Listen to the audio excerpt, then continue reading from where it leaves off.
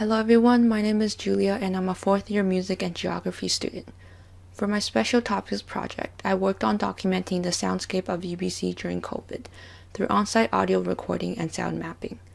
Soundscape study, or acoustic ecology, is the study of the relationship between sound, human, and the environment.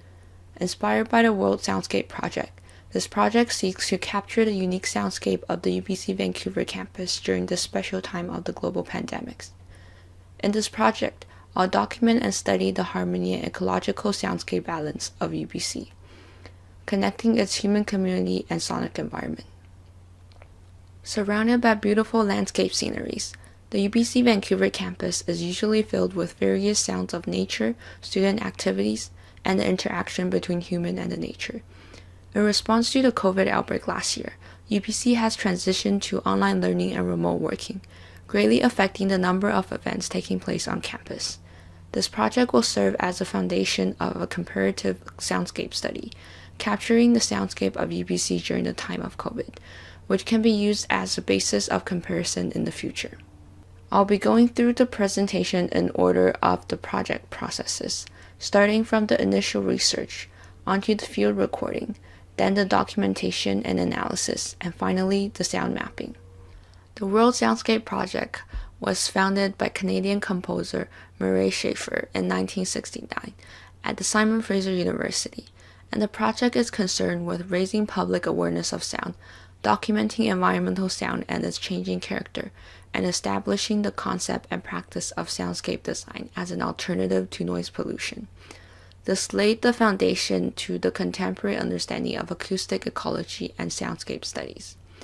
Expanded from this, the Vancouver Soundscape Project in 1973 and 1996 documented and compared recordings from different parts of Vancouver, outlining Vancouver's growth and enormous changes within the 20 years, as reflected by its soundscape.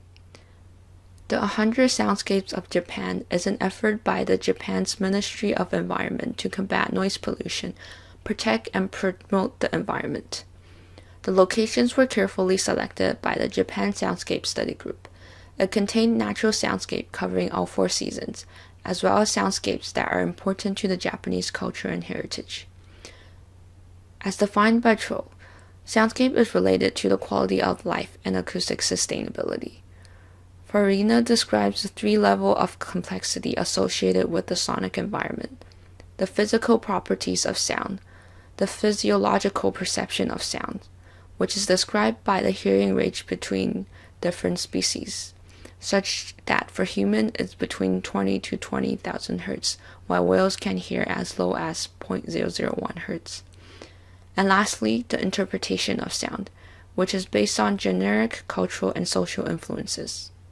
Troll identifies 3 levels of attention towards sonic ambience: listening research, which is the active consciousness to sound, listening in readiness, and lastly, background listening or distracted listening, which is when the attention is not given to the sound.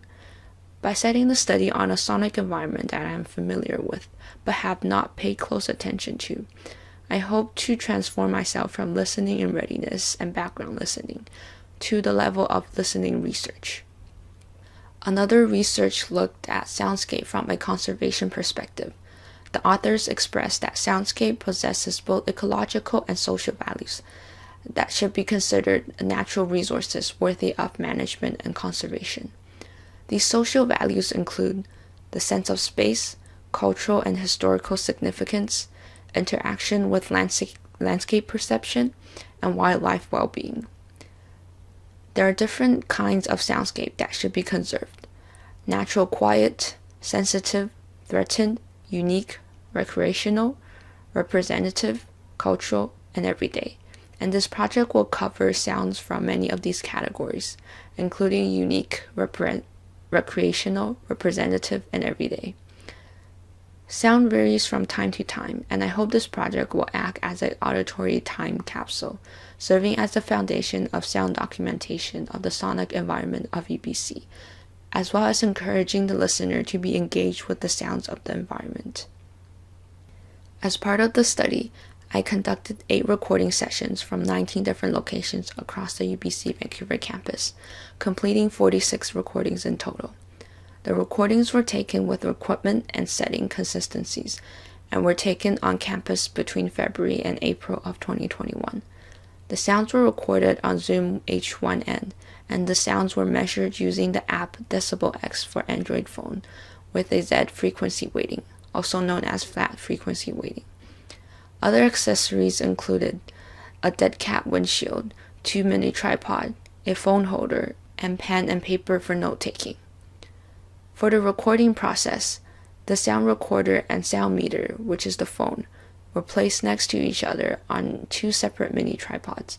Both devices are used to record the audio recording and decibel readings of the same location simultaneously.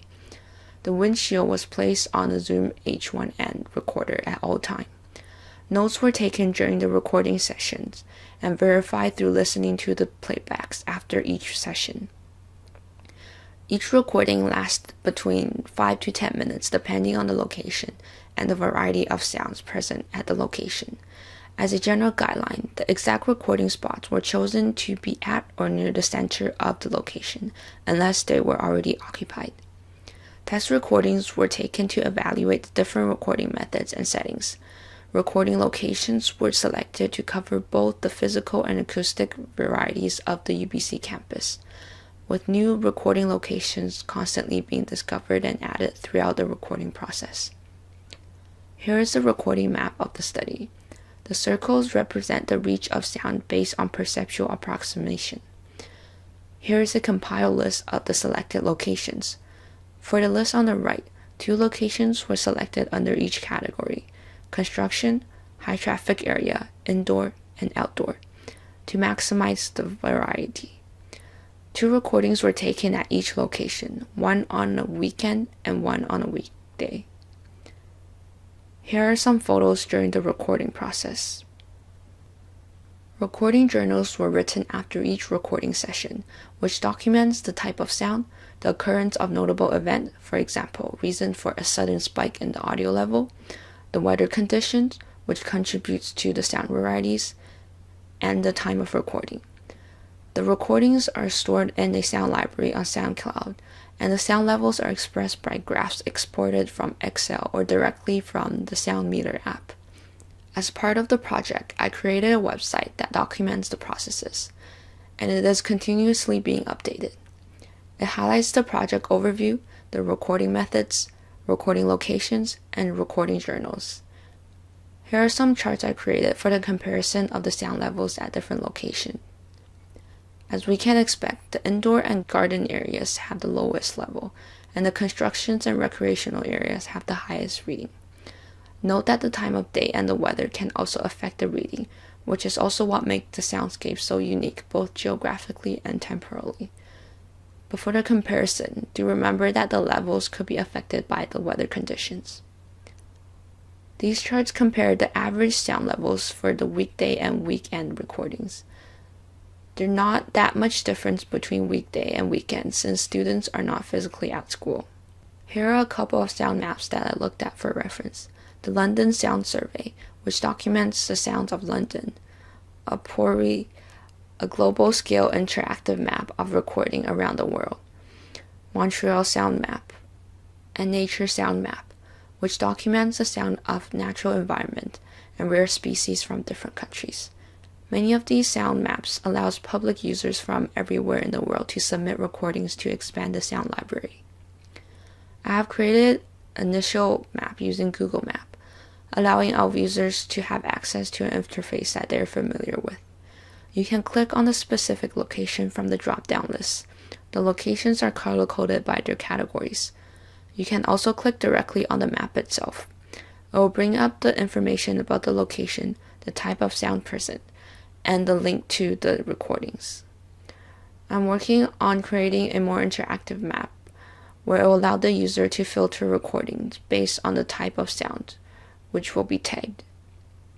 Sound is a geographical and temporal occurrence that is unique to the specific location at the given time. Sounds are constantly evolving, and some sounds that are present today could be lost forever in the future. Moving forward, I hope to do a follow-up study of the dynamic of the campus after COVID to analyze and compare the differences. As well, I hope to update and expand the recording library. It has been a learning experience in terms of testing out different equipment, settings, and recording setups. I hope to be able to produce more experienced recordings and measurements in the follow-up study. I'm experimenting with different ways of creating the sound map, exploring ways of increasing user accessibility and expanding the controls.